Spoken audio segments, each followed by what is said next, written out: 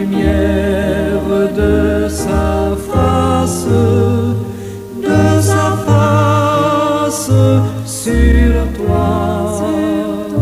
sur toi, use de grâce envers toi et te donne la paix, et te donne la paix.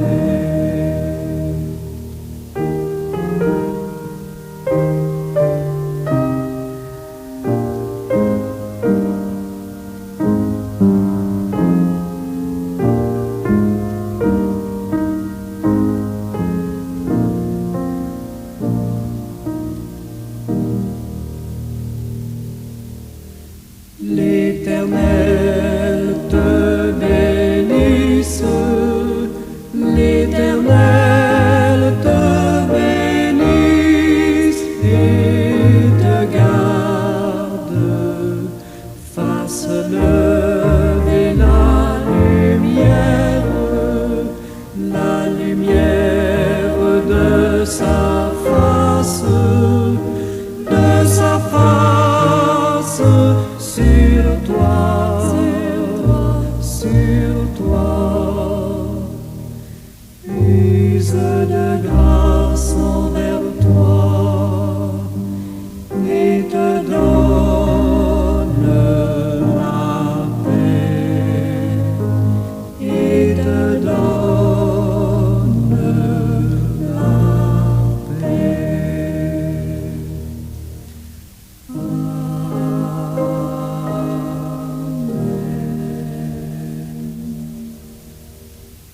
Très chers frères et sœurs et amis à l'écoute, bonjour, bon matin, que la paix de Dieu vous soit. Ma prière de ce matin fait étalage de la condition humaine dans toute sa vulnérabilité. Je reconnais nos limites, nos peurs et nos faiblesses, tout en cherchant la force et le réconfort dans la puissance supérieure, Dieu. Ma prière se veut une humble reconnaissance de notre dépendance et un appel à la compassion et à la guidance. Prions. Seigneur Jésus, nous nous tenons devant toi, dépouillés de toute prétention, conscients de notre fragilité. Je suis l'homme, la femme, fait de poussière et d'esprit, un être éphémère dans ton univers infini. Nous reconnaissons, Seigneur, notre faiblesse. Nous sommes facilement ébranlés par les tempêtes de la vie, les vents contraires qui soufflent sur notre chemin. La maladie nous terrasse, la douleur nous consume, la peur nous paralyse. Nous sommes vulnérables aux blessures, aux déceptions, aux trahisons. Je suis conscient de mes limites, Seigneur. Mon intelligence est imparfaite, ma sagesse limitée. Je me trompe souvent, je prends de mauvaises décisions, je me perds dans les méandres de mes propres pensées. Je suis incapable de tout comprendre, de tout contrôler, de tout maîtriser. C'est le cas de nous tous, comme humains. Je confesse mes peurs, Seigneur, la peur de l'échec, la peur de la solitude, la peur pour la mort, la peur de l'inconnu, la peur de l'avenir, la peur de ne pas être à la hauteur. Ces peurs me rongent, m'empêchent d'avancer, me privent de la joie de vivre. C'est le tremplin des humains, de tous les humains. Je suis conscient de mes péchés, Seigneur, mes pensées impures, mes paroles blessantes, mes actions égoïstes. Je suis loin d'être parfait. Je suis souvent en contradiction avec mes propres valeurs. Je suis un pécheur qui a besoin de ton pardon. nous, comme humains, avons besoin de ton pardon. Mais malgré notre fragilité, Seigneur, nous croyons en toi. Je crois en ta puissance, en ta miséricorde, en ton amour infini. Nous croyons que tu es là, présent à nos côtés, même dans les moments les plus sombres. Ainsi, nous t'en remercions, Seigneur, pour ta présence et ton indéfectible soutien. Merci, Seigneur Dieu Tout-Puissant. Béni sois-tu à jamais. Amen.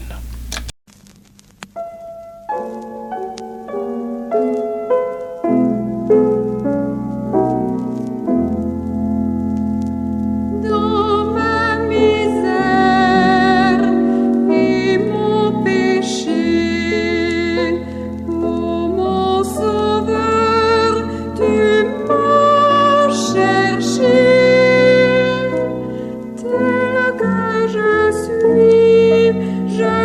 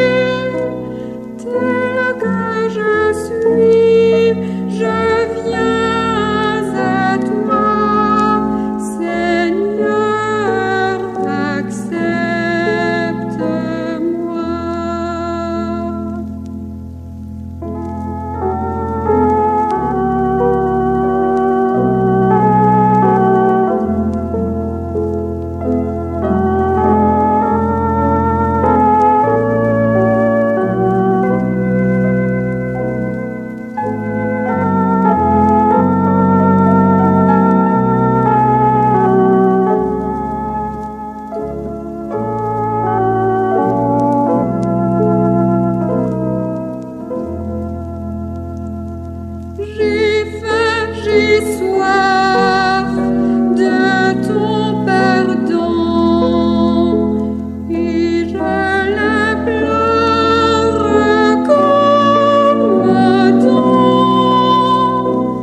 Tel que je suis, je viens à toi, Seigneur, pardonne-moi.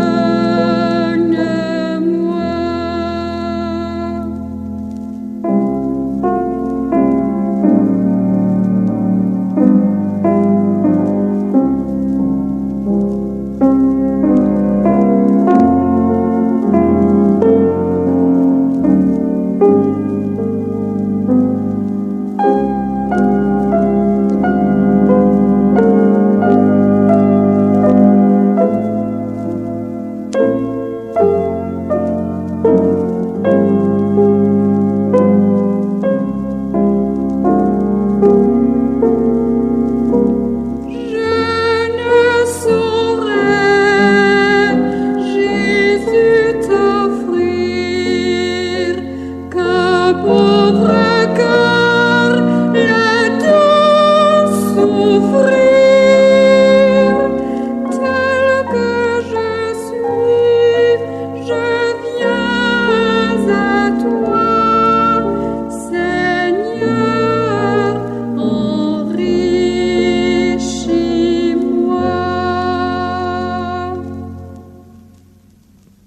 Je vous invite en ce matin à nous pencher ensemble sur le deuxième vers du verset 15 de ce psaume 103. L'homme fleurit comme la fleur des champs. Il fleurit comme la fleur des champs, nous dit David. Ce vers est une expression métaphorique puissante et poignante qui souligne la nature éphémère et transitoire de la vie humaine. Dans ce vers, l'auteur compare la vie de l'homme à la beauté fragile et temporaire d'une fleur sauvage qui s'épanouit brièvement avant de se faner et de disparaître. Cette comparaison sert à rappeler l'humanité, la mortalité et la dépendance de l'homme envers une force supérieure. Nous allons explorer en profondeur les différentes facettes de cette image saisissante. Le contexte biblique. L'expression « il fleurit comme la fleur des champs » parlant de l'homme se retrouve dans plusieurs passages de la Bible. Nous l'avons déjà dit, notamment au psaume 103 et dans le livre d'Ésaïe.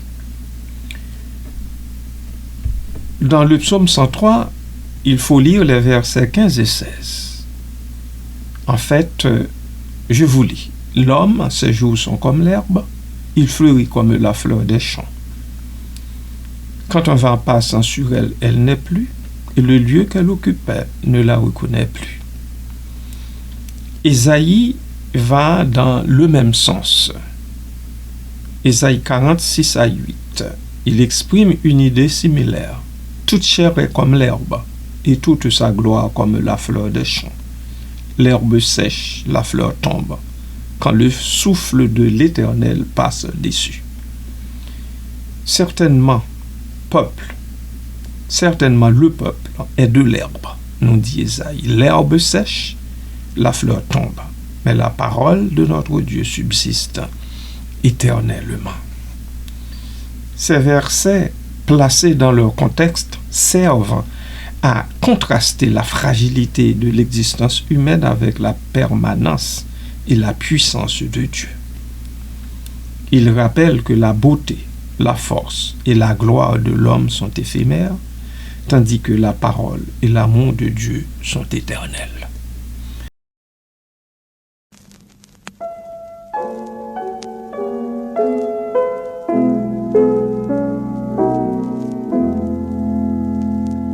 Dans ma misère et mon péché,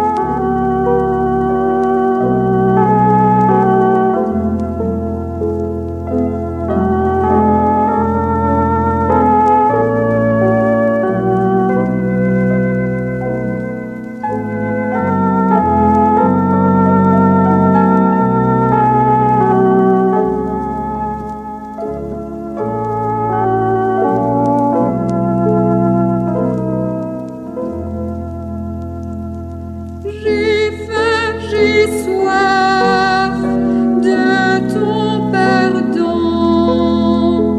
et je l'implore comme don.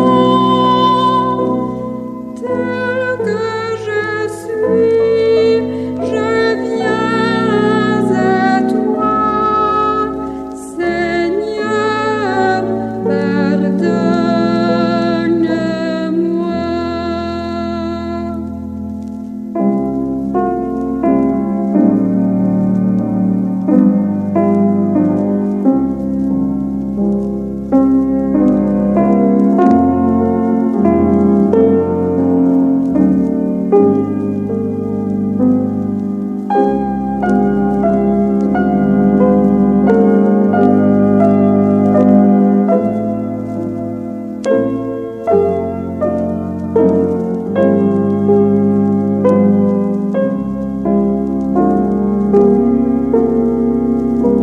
Je ne saurais, Jésus, t'offrir qu'un pauvre cœur le doit souffrir.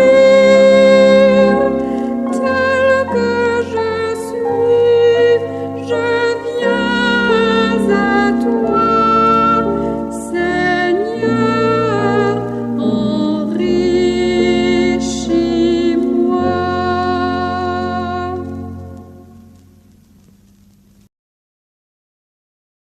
La fragilité et la transience de la vie.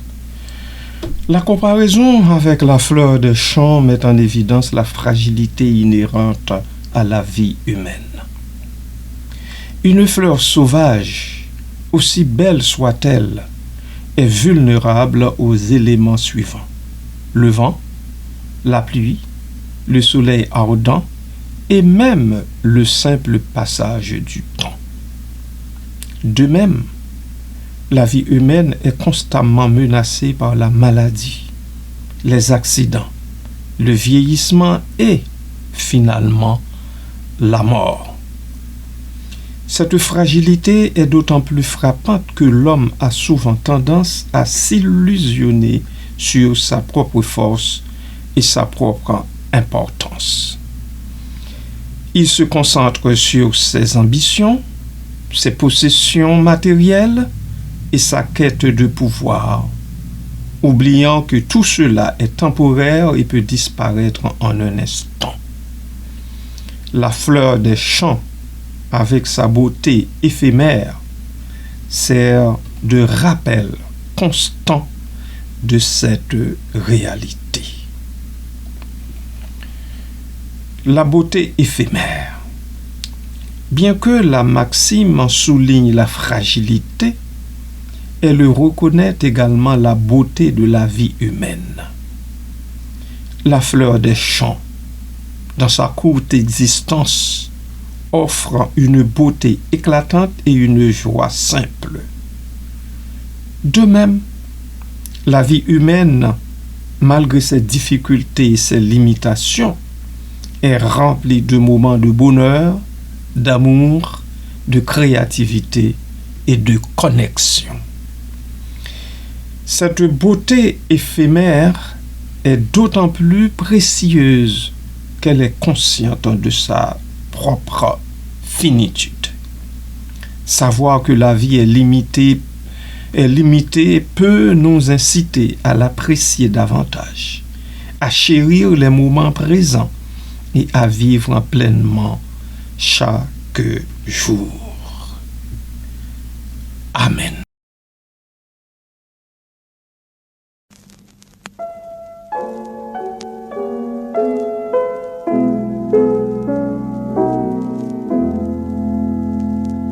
Dans ma misère et mon péché, ô mon Sauveur, tu m'as cherché, tel que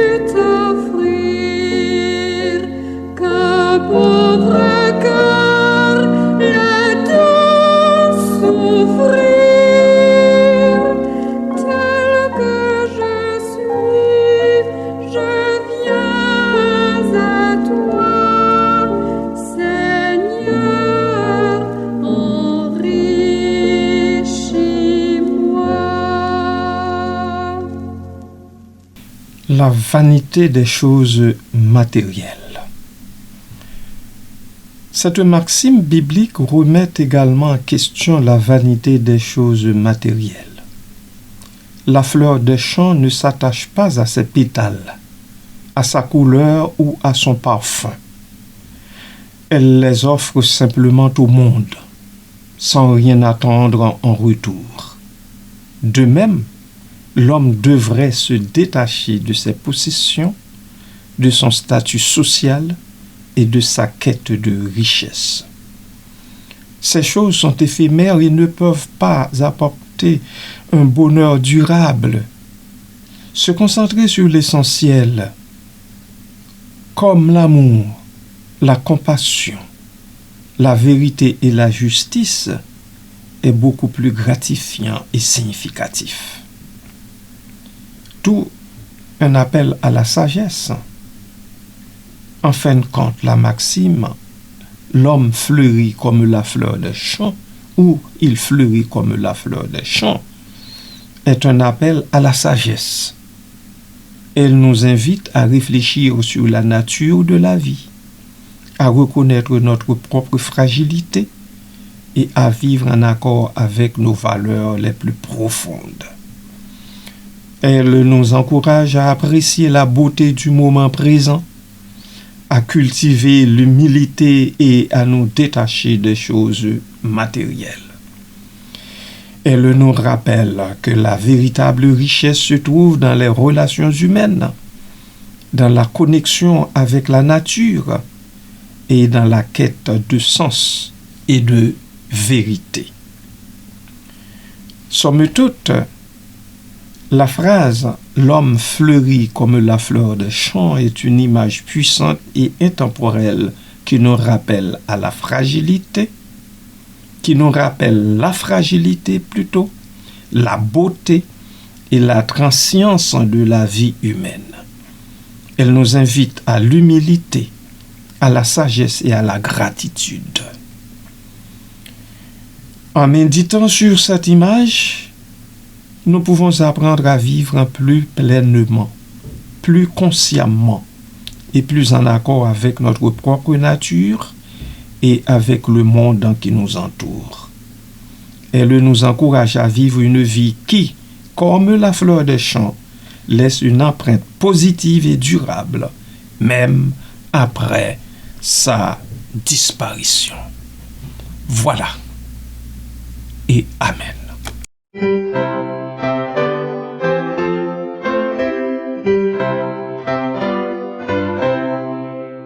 Tu m'as lavé de mon péché en t'immolant pour moi.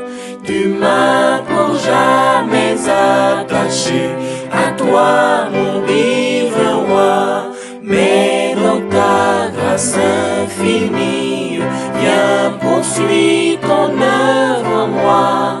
Et que tout, oui, que tout plie en mon âme devant toi.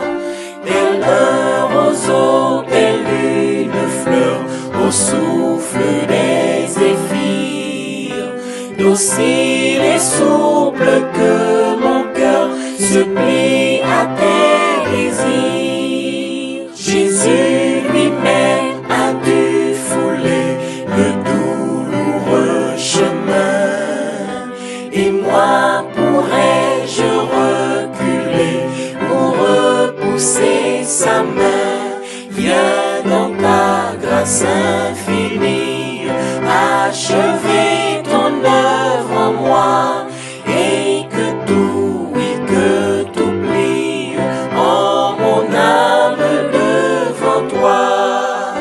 Et s'il le faut, tu peux briser ce qui s'oppose à toi.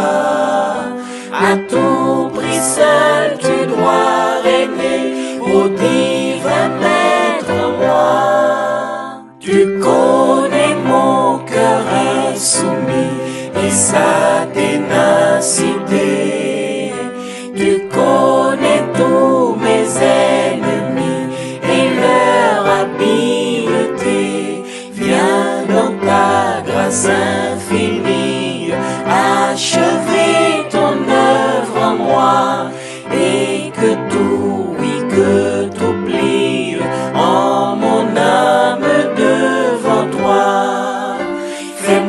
chérir ta volonté. Fais que tout mon plaisir et toute ma félicité soit toujours d'obéir.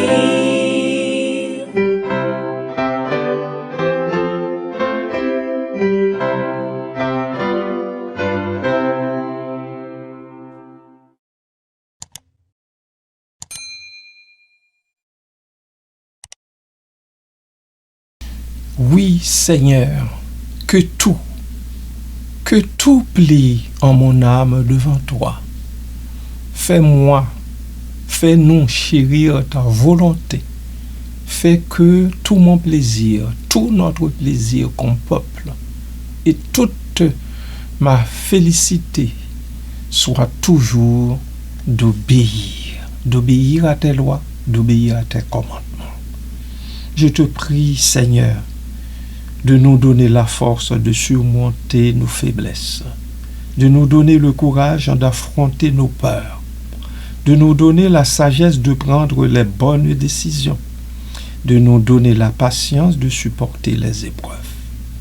Je te prie, Seigneur, de nous guider sur le chemin de la vérité, de nous éclairer de ta lumière, de nous montrer la voie à suivre, de nous donner la force de résister aux tentations.